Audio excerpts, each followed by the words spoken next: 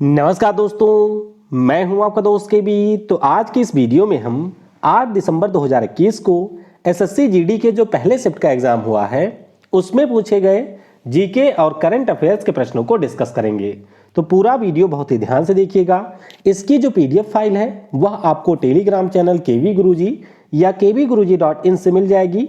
वहां से आप इसके पीडीएफ को डाउनलोड कर सकते हैं। तो चलिए इस वीडियो की हम करते हैं शुरुआत। देखिए, पहला प्रश्न पूछा गया कि the last queen of Kashmir, ये जो पुस्तक है इसके लेखक कौन है। तो ध्यान रखिएगा, ये जो पुस्तक है इसके लेखक है राकेश के कौल और ये पुस्तक आपकी पिछले साल लिखी गई थी, यानी कि ये करंट अफेयर का एक प्रश्न था। फिर एक पूछा गया कि निम्नलिखित में से कौन सा एक ग्रीन हाउस गैस नहीं है। अब देखिए, 4-5 आपके ग्रीन हाउस गैस होते हैं, उनके नाम आपको याद होने चाहिए। जैसे हमारा वाटर वेपर हो गया, जलवाष्प है, कार्बन डाइऑक्साइड है, मीथेन है, नाइट्रस ऑक्साइड है और है ओजोन। तो ये जो आपकी 5 गैसें हैं ये ग्रीन हाउस गैसें हैं।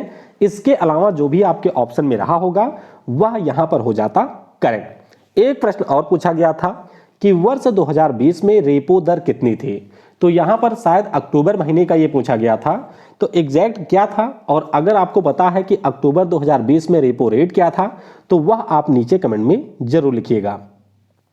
अगला प्रश्न पूछा गया कि महेश भूपति और मैक्स मिर्नई ने किस वर्ष यूएस ओपन पुरुष डबल का खिताब जीता था। अब देखिए, महेश भूपति की बात करें तो इन्होंने 4 बार आपके मिक्स डबल का खिताब जीता हुआ है, पुरुष डबल का खिताब जीता हुआ है। अगर हम लोग बात करते हैं यूएस ओपन पुरुष डबल की तो ये इन्होंने जीता था 2002 में। कब जीता था? 2002 में जीता था। इसी प्रकार से अगर हम लोग फ्रेंच ओपन की बात करते हैं तो इसका डबल इन्होंने 1999 और 2001 में जीता था। और अगर हम लोग विंबलडन की बात करते हैं तो ये इन्होंने 1999 में जीता था। अब यहां पर यूएस ओपन पूछा था, फ्रेंच पूछा था या विंबलडन पूछा था, उसके हिसाब से आप लोग देंगे उत्तर। वैसे फिलहाल कैंडिडेट के द्वारा बताया गया कि अमेरिकन ओपन के बारे में यहां पर पूछा गया था। एक प्रश्न और पूछा गया कि ग्रीडा नाम का जो नृत्य है ये हमारे यहाँ के कौन से राज्य से संबंधित है। देखिए, अगर गिद्दा पूछा जाता तो वो आपके पंजाब का होता है। ग्रीडा की अगर हम लोग बात करते हैं तो ये हमारे मध्य प्रदेश का लोक नृत्य है। और मध्य प्रदेश के बहुत सारे लोक नृत्य पहले भी पूछे जा चुके हैं, जैसे कि जवारा हो गया, जैसे मटकी है, जैसे आड़ा है, खड़ा नाच हो गया, फूलपति है, ग्रीडा तो पूछा ही गया, सेला लड़की है, सेला भदौनी है और माछ है। तो ये सारे जो फोक डांस है ये एमपी के हैं। इनके बारे में बहुत ही अच्छे से याद रखिएगा। वीडियो में हम लोग आगे बढ़ें उससे पहले एक बार मैं आपको फिर बता दूं कि इस समय अनअकैडमी के ऊपर मेरी जो क्लास हो रही है उसमें हम लोग मुख्य रूप से एनटीपीसी सीबीटी 2 और ग्रुप डी के ऊपर फोकस कर रहे हैं। करंट अफेयर की जो क्लास हो रही है उसमें हम लोग 2020 के करंट अफेयर कर रहे हैं। तो अगर आपको एनटीपीसी सीबीटी 2 का एग्जाम देना है और उसके लिए आप 5 से 6 हजार प्रश्नों को अच्छे से तैयार करना चाहते हैं तो डेली 12 बजे मेरी क्लास अनअकैडमी पर ज्वाइन कर सकते हैं। बिल्कुल फ्री क्लास होती है, सारे डाउट आपके क्लियर किए जाते हैं और हम लोग 100 प्रश्नों का यहाँ पर डेली देते हैं टेस्ट।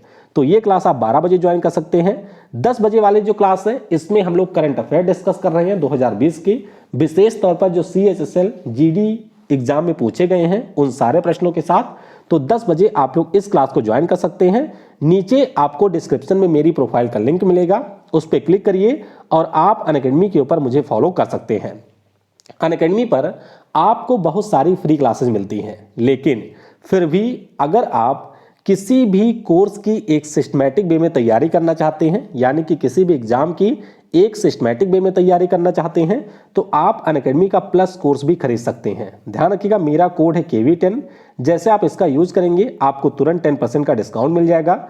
लेकिन फिर भी अगर आप लोग किसी कोर्स के ऊपर मैक्सिमम डिस्काउंट चाहते हैं तो ये मेरा व्हाट्सएप नंबर है, इसके ऊपर आप लोग मुझसे कांटेक्ट कर सकते हैं और 25 से 30% तक का डिस्काउंट अवेल कर सकते हैं। अनअकैडमी के किसी भी कोर्स पर एक नया फीचर भी ऐड हुआ है अनअकैडमी पर, यानी कि अब आप लाइव क्लास में रेज हैंड करके एजुकेटर से डायरेक्टली बात कर सकते हैं लाइव क्लास में। अगला प्रश्न पूछा गया कि नवंबर 2020 में नीतीश कुमार बिहार के 7वीं बार बने थे सीएम। तो बताइए ये कौन सी पार्टी से हैं। तो भैया नीतीश कुमार जी हमारे हैं जनता दल यूनाइटेड से। किससे है? जनता दल यूनाइटेड से ये आपके सीएम हैं। एक प्रश्न और पूछा गया था कि जो नंदाकिनी और अलकनंदा नदियां हैं ये कहां पर मिलती हैं। तो देखिए नंदाकिनी की बात करें तो ये अलकनंदा से मिलती है जाके नंदप्रयाग में। एक हमारी और नदी है जिसका नाम है मंदाकिनी, तो मंदाकिनी शायद पूछा गया था, नंदाकिनी नहीं पूछा गया था। मंदाकिनी की बात करें तो ये मिलती है रुद्रप्रयाग में। तो अच्छे से ध्यान रखिएगा, मंदाकिनी नदी रुद्रप्रयाग में और नंदाकिनी मिलती है नंदप्रयाग में। एक प्रश्न और पूछा गया कि इनमें से कौन सा खिलाड़ी है जो कि क्रिकेट से संबंधित नहीं है। तो 4 खिलाड़ियों के नाम दिए गए थे, एक आपको उसको निकालना था जो क्रिकेट नहीं खेलता। तो इनका नाम है विजेंदर सिंह, ये हमारे मुक्केबाज हैं, ओलंपिक में ये मेडल भी जीत चुके हैं और ये हमारे मुक्केबाजी से संबंधित हैं। एक प्रश्न पूछा गया कि रामचरितमानस किस भाषा में लिखी गई है। देखिए बहुत सारे प्रश्न तो आपके 2019 से भी रिपीट हो रहे हैं जीडी में, तो 19 वाला पेपर भी अगर आपके पास में है तो आप लोग उसे भी देख लीजिएगा। रामचरितमानस की बात करें तो ये अवधी भाषा में लिखी गई है और किसने लिखा है, तो इसको लिखा है तुलसीदास जी ने। अगर आपसे यहीं पर रामायण की बात की जाती कि रामायण किस भाषा में लिखी गई है, तो रामायण की भाषा हो जाती संस्कृत। रामायण को लिखा है महर्षि वाल्मीकि ने और रामचरितमानस को लिखा है तुलसीदास जी ने। एक प्रश्न और पूछा गया कि शेर शाह सूरी की महानता किसमें निहित है। आप सभी को पता होगा कि शेर शाह सूरी का जो कार्यकाल है दिल्ली सल्तनत में वो बहुत ही छोटा सा था। 1540 से 45 तक सिर्फ उसने शासन किया था, लेकिन उसके द्वारा जो कार्य किए गए थे उसको आज भी याद किया जाता है, यानी कि उसके प्रशासनिक कार्यों की बहुत ही ज़्यादा सराहना होती है और इसीलिए शेर शाह सूरी को उसके प्रशासनिक कार्यों के लिए जाना जाता है। ध्यान रखिएगा, इसे फरीद के नाम से भी जाना जाता था शेर शाह सूरी को, और इनका जो मकबरा है वो आपको बिहार के सासाराम में देखने को मिलेगा। और ये दोनों प्रश्न ऑलरेडी जीडी में आ चुके हैं। एक प्रश्न और पूछा गया कि अगर आपके फंडामेंटल राइट का हनन होता है तो आप सुप्रीम कोर्ट जा सकते हैं, तो सुप्रीम कोर्ट किस अनुच्छेद के अंतर्गत रिट जारी करता है।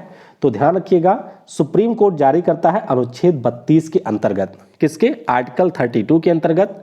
अगर आपसे ये पूछ लिया जाए कि हाई कोर्ट किसके अंतर्गत रिट जारी करता है, तो वो जारी करता है 226 के अंतर्गत, 216 नहीं है जी, 226 के अंतर्गत जारी करता है हाई कोर्ट। फिर एक प्रश्न पूछा गया था कि इंडिका नामक पुस्तक के लेखक कौन है, या फिर मेगस्थनीज के द्वारा कौन सी पुस्तक लिखी गई है। तो बहुत ही सिंपल सा था, ये पुस्तक का नाम है यहाँ पर इंडिका, इसको लिखा है मेगस्थनीज ने।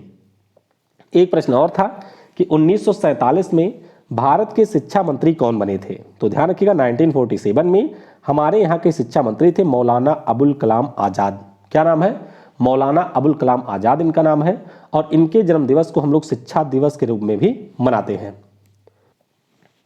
एक प्रश्न और पूछा गया था कि स्वतंत्रता मेरा जन्मसिद्ध अधिकार है और मैं इसे लेकर रहूंगा, ये किसका कथन है। तो आप सभी को पता होगा, ये हमारे बाल गंगाधर तिलक जी का स्टेटमेंट है कि स्वतंत्रता मेरा जन्मसिद्ध अधिकार है और मैं इसे लेकर रहूंगा। अगला प्रश्न पूछा गया कि कल्हड़ के द्वारा लिखित राजतरंगिणी पुस्तक में किसका उल्लेख है। तो ध्यान रखिएगा, कल्हड़ ने जो राजतरंगिणी नाम की पुस्तक लिखी थी, इसमें आपके जम्मू कश्मीर का इतिहास था। ये कल शाम के शिफ्ट में पूछा गया प्रश्न है, तो जरूर ध्यान रखिएगा, जम्मू और कश्मीर के इतिहास का जिक्र हुआ था राजतरंगिणी नाम की पुस्तक में। फिर एक त्योहार, ये प्रश्न पूछा गया कि पोला नाम का जो त्योहार है ये किस राज्य में मनाया जाता है। तो ये त्योहार मेनली होता है महाराष्ट्र में, लेकिन इसके अलावा मध्य प्रदेश और छत्तीसगढ़ के भी कुछ स्थानों पर इसे मनाया जाता है। इस त्योहार की बात करें तो हमारी खेती में जो आपके भैंस मतलब जो भैंसे होते हैं मेल वाले, उनका और बैल का जो महत्व होता है, उसी को चिन्हित करने के लिए पोला त्योहार मनाया जाता है। एक प्रश्न और कल पूछा गया था कि ग्राम पंचायत सदस्य बनने की न्यूनतम आयु आपकी क्या होती है। तो ध्यान रखिएगा, अगर आपको ग्राम पंचायत का सदस्य बनना है तो न्यूनतम एज होनी चाहिए 21 ईयर। अगर आपको लोकसभा का मेंबर बनना है तो 25 ईयर। अगर आपको राज्यसभा का बनना है तो 30 ईयर। अगर आपको राज्यपाल या फिर राष्ट्रपति बनना है तो आपकी एज होनी चाहिए 35 ईयर की।